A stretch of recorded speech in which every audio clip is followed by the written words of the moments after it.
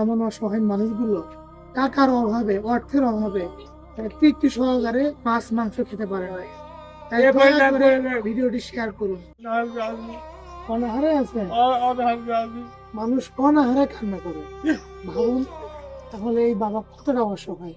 আপনাদের সহযোগিতা নিয়ে এই অসহায় পরিবারের জন্য আমরা পুরো 1 মাসের বাজার নিয়ে আসলাম। তাদের জন্য 1 বস্তা চাল, 5 কেজি আলু, 1 লিটার সয়াবিন তেল, ইফতারি তেল, সাবান, বিভিন্ন কাঁচা বাজার নিয়ে আসলাম। সালাম আলাইকুম। ওয়ালাইকুম সালাম। ঘরে চাউল আছে? না, চাউল নেই। ঘরে চাউল নেই। না, আমরা আপনাদের অর্থগুলো দিয়ে তাদের জন্য পুরো 1 মাসের বাজার নিয়ে আসলাম। তারা যেন তৃপ্তি সহকারে খেয়ে আল্লাহর ইবাদত করতে পারে। দেখুন তিনি বাজারগুলো দেখে কান্না করতে।